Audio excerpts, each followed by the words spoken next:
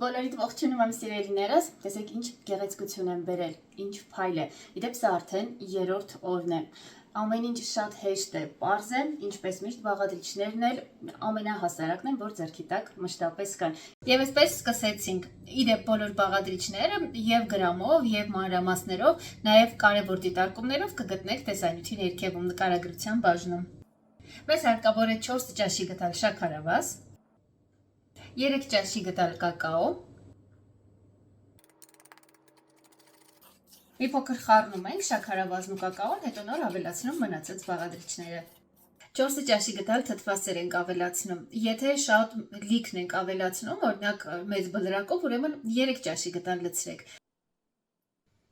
Տեսեք ժողովուրդ, հատկապես եթե կշեռքով չեք աշխատելու,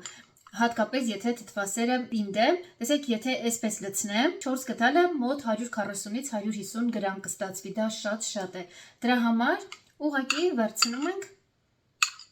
այսպես։ Իսկ ամենավերջում 1 ճաշի գդալ սառը ջուր ենք ավելացնում, իմ դեպքում ծորակի ջուր է։ Այս անգամ շաքարավազը մի տեսակ շատ խոշոր է, հուսամ խնդիր չի առաջացնի։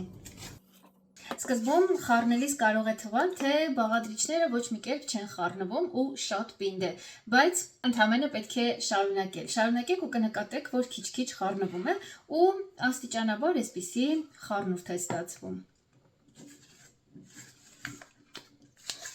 Լավ խառնում ենք, շատ կարճ կտևի, արագ է ստացվում, մինչև որ կստանանք ահա այսպիսի, տեսեք, ծորացող զանգված, ոչ շատ պինդ։ Որից հետո միայն կարելի է դնել կրակին, եփելու ենք շատ մանմանդ կրակով։ Եթե ես ջնարակն արդեն սկսել եմ պատրաստել, նշանակում է տորթն արդեն սառնարանում է, դեռ մի բան էլ սրանից առաջ։ Պետք է այն մակերեսը, որի վրա ջնարակը լցնենք, լինի բավականին սառը։ Այս բաղադրատոմսի մեջ նաև կոնյակ կա, դեռ չեմ ավելացրել, առջևում է, դա պիտի ավելացնեմ, բայց կոնյակն ունի մի կարևոր առանձնահատկություն, այն կպչուն, կարճուն է դարձնում մեր ջնարակը, սա մեծ առավելություն է և օգնում է, որպեսզի կտրվածքում ջնարակը չհոսի և գեղեցիկ հստակ գծեր ստանանք, կոկիկ կտրվածքներ ստանանք, պարզապես մի փոքր դժվարացնում է ջնարակը տարածելը, եթե տորթը բավականաչափ սառն է, նույնպես խնդիր չի առաջացնում և հանգիստ կարելի է տարածել, իսկ եթե տորթը տաք լինի, կրեմը տաք լինի, հանգիստ կարող է խառնվել նաև կրեմին։ Այնպես որ սա անպայման հաշվի առեք և տորթը ջնարակից առաջ դրեք սառնարանը մի որոշ ժամանակով, մոտավորապես 30 րոպեով, ցանկալի մի քիչ էլ ավել։ Ինտենսիվ խառնում ենք ամբողջ ընթացքում, կանգ չենք առնում։ Տեսնում եք, մի քանի պղպջակ առաջացավ, եռման նշան նկատեցի, բարձրացրի կրակից, ջերմաստիճանն իջավ, վերադարձրի։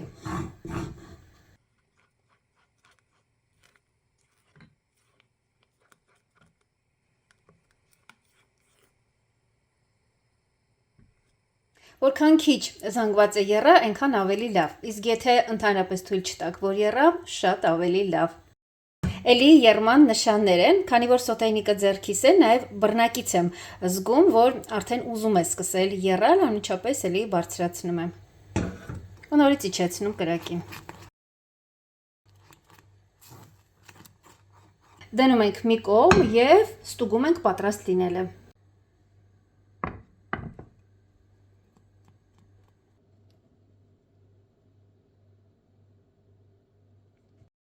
Տեսեք, կաթիլը շատ լավ մնում է և ընդհանրապես չի տարածվում, նույնիսկ թեքում եմ բավական մեծ անկյան տակ ու էլի լավ պահպանվում է, նշանակում է պատրաստ է։ Հաճախ փորձեք, որպեսզի ճիշտ պահը բաց չթողնեք։ Կրակից վերցրի, հիմա քանի դեռ շատ տաք է, շատ արագ ավելացնում եմ 1 ճաշի գդալ կոնյակ ու 1 ճաշի գդալ բուսայուղ։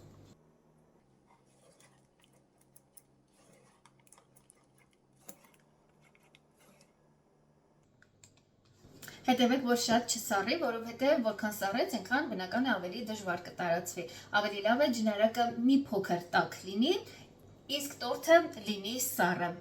Այս տարբերակով շատ ավելի հեշտ է տարածվում ու շատ ավելի հարթ շերտ է կազմում։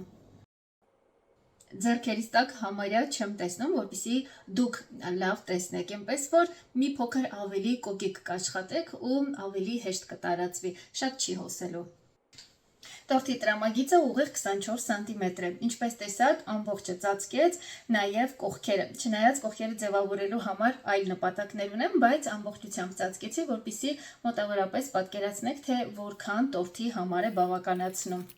Ժողովուրդ ջան, այս քանակի ջնարակը հանգիստ ծածկում է 30-40 չափսի, այսինքն սովորական տապակի չափսի պատրաստված մեծ խմորեղենը։ Պատրաստելուց անմիջապես հետո ջնարակը մի փոքր ավելի բաց գույն է ունենում, իսկ կոնյակն ու բուսայուղն ավելացնելուց հետո րոպե առ րոպե կնկատեք գույնի տարբերությունը։ Ուզում եմ նաև մեկ այլ ջնարակ ներկայացնել, սա ջրով ջնարակն է, որ ալիքում վաղուց կա, պատրաստվում է ջրից, կակաոյից և շաքարավազից, դե վերջում նաև բուսայուղ և կոնյակ։ Պատկերացրեք, գրեթե բաղադրիչ չենք օգտագործում, շատ քիչ, բայց այս հրաշք հայելային փայլը պահպանվում է մինչև վերջ, որքան պահեք խմորեղենը։ Իսկ համի մասին ուղղակի կասեմ, ոչ ոք գլխի չի ընկնի, որ այստեղ շոկոլադ չկա, շատ թանկարժեք բաղադրիչներ չկան։ Ահա սա արդեն հաջորդ օրն է, ջնարակը կայունացել է, կարող ենք կտրել։ Իդեպ, այս գեղեցկությունը, ինչ որ հիմա տեսնում եք, կարող եք պահել որքան ուզում եք, կարևորը շատ երկար բաց վիճակում չթողնեք, նույնքան գեղեցիկ փայլը կմնա, քանի դեռ խմորեղենը կա։ Ինչ ջնարակ էլ պատրաստեմ, ինչ խմորեղեն էլ լինի, եթե կտրելու եմ, անպայման դանակը խոնավ եմ օգտագործում, որպեսզի ջնարակը չկպնի դանակին ու կտրվածքն ավելի մաքուր լինի։ Այս ջնարակը կարող է կտրելիս հոսել միայն այն դեպքում, եթե կրեմը հարթ չի եղել և փոսիկներ են առաջացել, որի մեջ կուտակվել է։ Բնականաբար այդ հատվածներում նորմայից շատ է լինում ու կտրելիս հոսում է։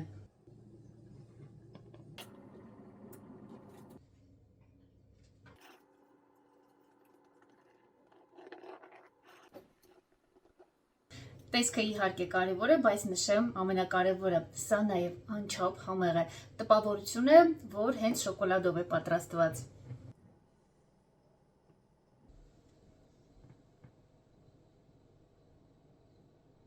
Նշեմ, որ Facebook-ում ես ունեմ մեծ խումբ, որտեղ պարբերաբար տեղադրում եմ հետաքրքիր օգտակար քննարկումներ, ինչպես նաև այնտեղ են իմ բոլոր բաղադրատոմսերը։ Եթե հետաքրքիր է, միացեք Facebook-յան իմ խմբին, հղումը կթողնեմ առաջին մեկնաբանությունում։ Եթե ինչ-որ մեկին հետաքրքրի այս խմորեղենը, սա առանց ձվի պատրաստվող խմորեղեն է, ուղղակի այս անգամ կրեմի մեջ մի քիչ կակաո եմ ավելացրել, այսպեսի գեղեցկություն ստանալու համար։ Պարզապես ալիքում կտրատված խմորեղենի տեսքով եմ ներկայացրել մեծ ուղղանկյուն խմորեղենի, այս անգամ կլոր պատրաստեցի։